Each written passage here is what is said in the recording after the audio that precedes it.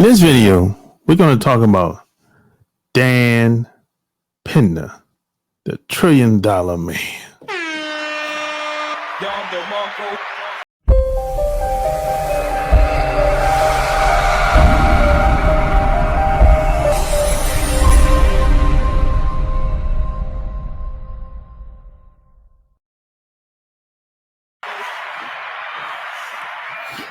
So like and share this video. So yeah, we're gonna talk about Dan Pena. Now if you haven't been following Dan online, if you Google his name, you find his website will pop up, his YouTube channel will pop up, and everything you need to know about him will pop up. And if I'm not mistaken, he lives in Scotland. He lives in a castle. And if you Dan has a military background, so Dan approaches everything from he sees everything from a military point of view, which is not a bad way to look at most things as far as business goes. And he grew up in a different time, so a lot of people say he's kind of rough, he's kind of hard on people. And there's a method to the madness. The reason why he's hard on people, because it's hard out here. And if you want to succeed and maintain over a long period of time, you're gonna have to toughen up. You can't, if you're too soft, you're not gonna be able to sustain and keep anything for the long term. So that's why Dan is the way he is. That's why things he says, there's a method to the madness, like some people like to say, So most of the stuff that Dan says, because I have a military background too, most of the stuff he says is spot on. Now you might be thinking, well, he's very harsh with the words. I don't like what he's saying, but get past the words, get past how he said, or the words that he used, get past that. But you got to always ask the question, is there some truth to what he's saying? Because basically all he's saying is you got to toughen up, can't be too soft. And he's telling people how to conduct business. He's telling people how to invest in the real estate, mainly in health, like I think mainly in when it comes to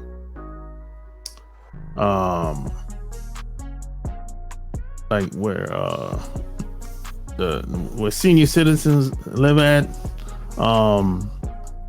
the senior homes, that type of shit, mainly those. That's what he's telling people to buy, and mainly he's telling people to buy those businesses.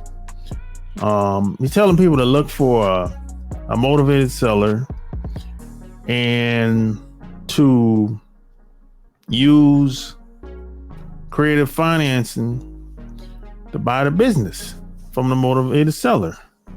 That's what, and then, once you buy the business with no money down, by the way, with no money up front, that's what he's teaching people. And once you have the business, you can liquidate, pull money out the business, take care of yourself, and try to upgrade the business. And I think he said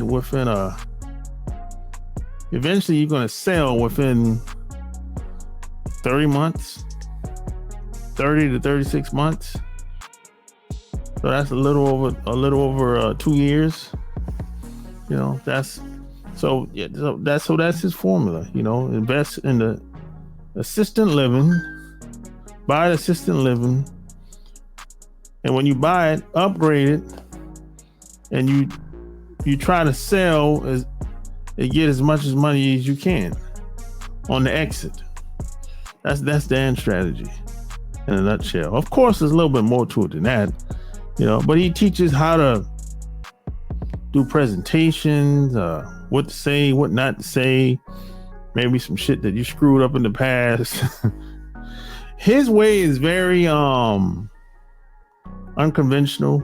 I think he calls it QLA. Very unconventional, but he didn't make it. The stuff he's teaching, he didn't make any of that stuff up. It's just, they've been doing this shit probably 200-300 years ago. Nothing new. He just took it to the next level. Now, a lot of people will go to Dan's events, which is at his castle in Scotland. And I think it's, I don't know, 10, 15,000, 20,000, something like that. But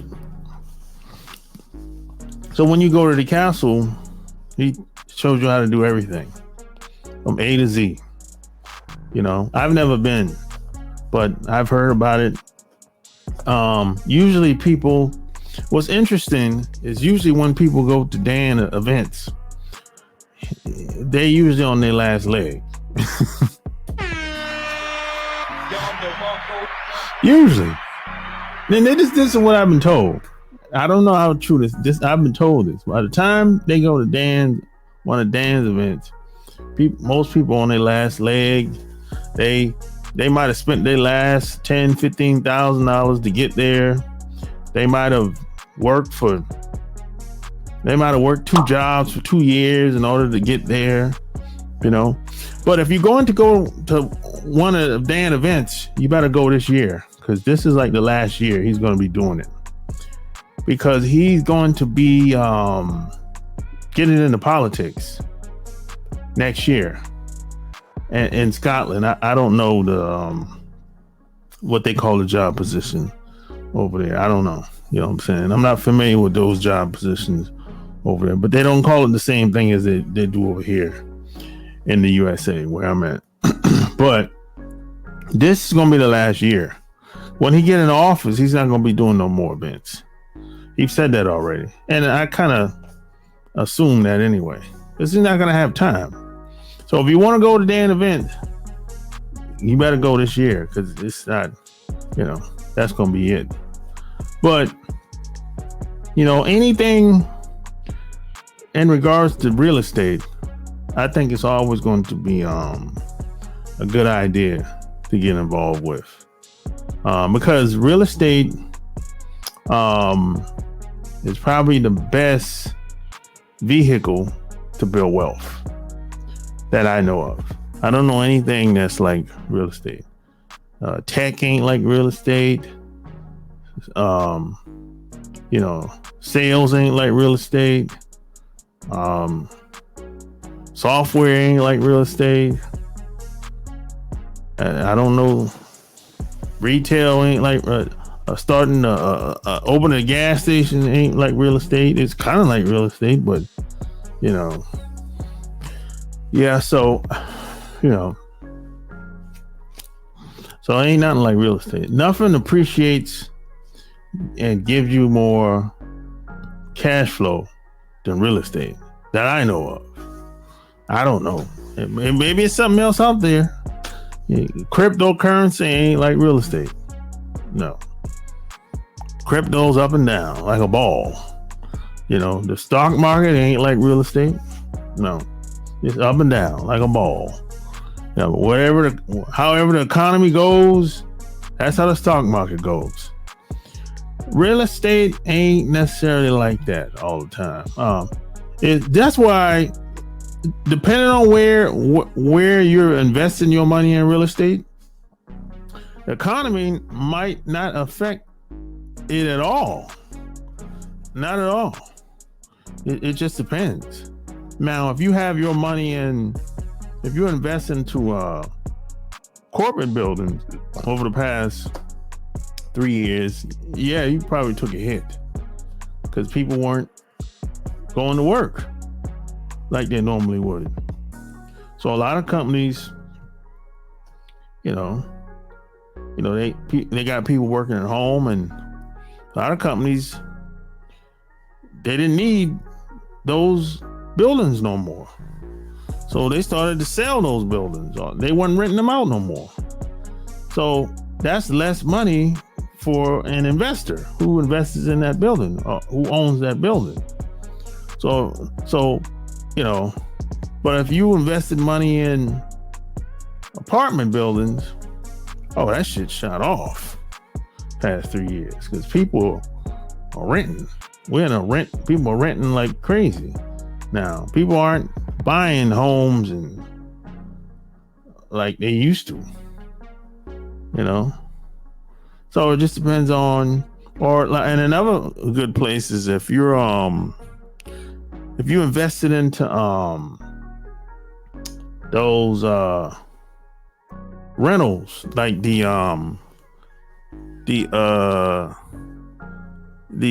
people that rent those storage rentals out. Oh man, that's a good investment. If you invest in storage rentals, oh man, some things that money is, they're blown up. They're building those things all across the country from scratch. So that tells me that the people that have those storage facilities already, they're making a lot of money. Because if they wasn't making a lot of money, you wouldn't have investors building them from scratch. You know, so that makes sense. So that's what I mean when I say sometimes the economy doesn't really have anything to do with real estate. And even if you do take a hit in whatever real estate you're invested in, the market always comes back around anyway. It never stays the same. It's like very similar to the stock market. The stock market never stays the same.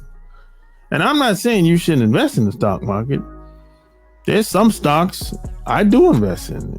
Google stocks, Facebook stocks.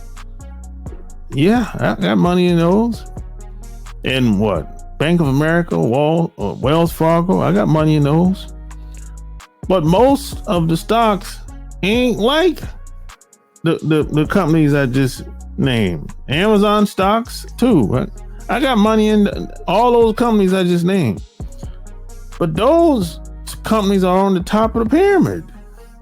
Most of the company stocks outside of the companies I just named, you really don't know. It's up and down like crazy. You don't know what's gonna happen. Well, a lot of these other company stocks, it's not going up or down. It's just there. You know, so that means it ain't enough profit, in my opinion. Not for me anyway. You know, I like my stocks to be going up.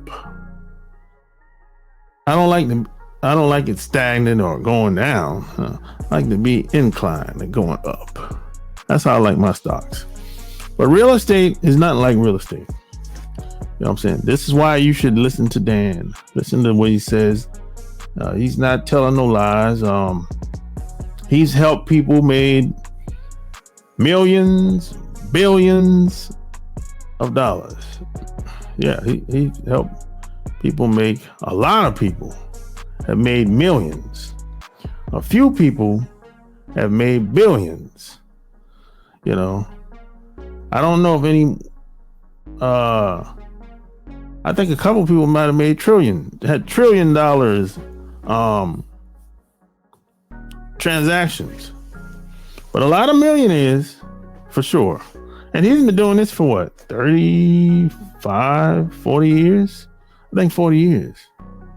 Yeah, he's been having these events for 40 years. So a lot of millionaires have went through there. A lot of billionaires, a few handfuls went through there. And then a very small group of trillionaires had went through his program.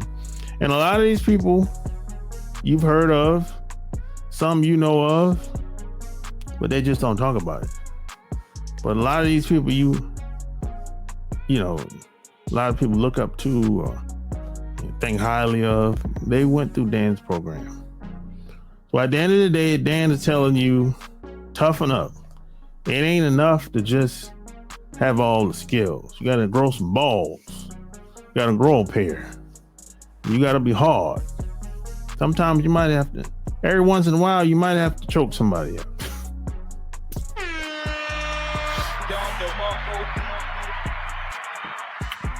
You might have to curse somebody out.